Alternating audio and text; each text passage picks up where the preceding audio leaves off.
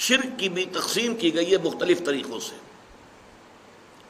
مثلا ایک شرک جلی، اس کے مقابلے میں شرک خفی.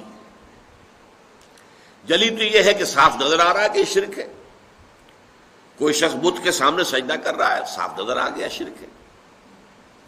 اور خفی یہ ہے جسے کہ ہم بعد میں پڑھیں گے تفصیل کے ساتھ، کہ انسان میں ریاکاری ہے. حدیث میں آتا ہے کہ اگر تم نماز پڑھ رہے ہو اور تم یہ دیکھو کہ کوئی شخص تمہیں دیکھ رہا ہے تو تم سجدہ لمبا کر دو تو یہ شرک ہے. پہلے تمہارا سجدہ فرض کیجئے 10 سیکنڈ کا تھا، جب تم نے دیکھا کہ کوئی تمہیں دیکھ رہا ہے تو اب اس کے اوپر اپنے تقوی، اپنے تدین، اپنی نیکی کا روب جھاڑنے کے لیے اب آپ نے 5 سیکنڈ کا اضافہ کر دیا، 15 سیکنڈ کا سجدہ کیا. یہ 5 سیکنڈ کس کو سجدہ کیا آپ نے؟ یہ اللہ کے لیے نہیں ہے، یہ اس شخص کو دکھانے کے لیے ہے. یہ شرک خفی ہے. ظاہر بات ہے کہ اس کو ہم دیکھ نہیں سکتے، اس پر فتویٰ نہیں لگ سکتا. یہ دل کا معاملہ ہے، اندر ہی اندر کا معاملہ ہے. اس میں صرف واضح و نصیحت کی جائے گی، سمجھایا جائے گا کہ دیکھو بھائی یہ بھی شرک ہے. حضور نے فرمایا کہ شرک خفی کو پہچاننا اتنا مشکل ہے.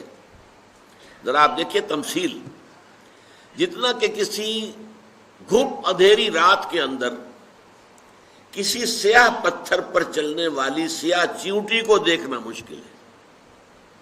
کیا کیا چیزیں جمع کر دی حضور نے ایک تشبیہ کے اندر. رات انتہائی سیاہ ہے، پتھر انتہائی سیاہ ہے، اور اس پر سیاہ رنگ کی ایک چیونٹی چل رہی ہے، دیکھنا ممکن ہے؟ آپ نے فرمایا اتنا ہی شرک خفی کو پہچاننا مشکل ہے. تو شرک کی ایک تقسیم کیا ہوئی؟ شرک جلی اور شرک خفی. دوسری تقسیم شرک فی العقیدہ اور شرک فی العمل. ایک عقیدے کے اندر، نظریات میں، خیالات میں، عقائد میں شرک داخل ہو جائے، اور ایک یہ کہ عمل میں، عقیدے میں تو نہیں ہے عمل میں ہے. یہ دوسری تقسیم ہو جائے گی. تیسری تقسیم امام ابن تیمیہ رحمۃ اللہ علیہ نے کی، شرک فی المعرفت اور شرک فی الطلب. اللہ کے پہچاننے میں شرک.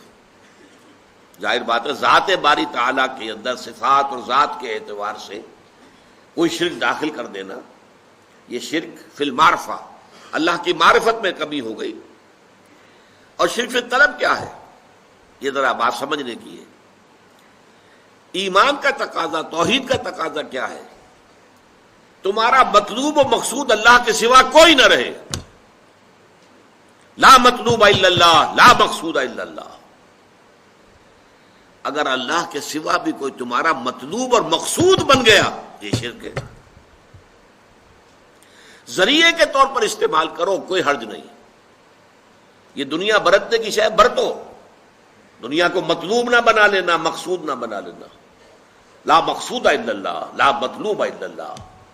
یہ گویا کہ شرک فی العمل والی بات ہو جائے گی. یہ تقسیم ایک دوسرے کو اوور لیپ کر رہی ہیں، لیکن بڑی گہری بات کہی ہے کہ جو امام ابن تیمیہ نے کہی ہے، شرک فی المعرفہ اور شرک فی الطلب، مطلوب کے.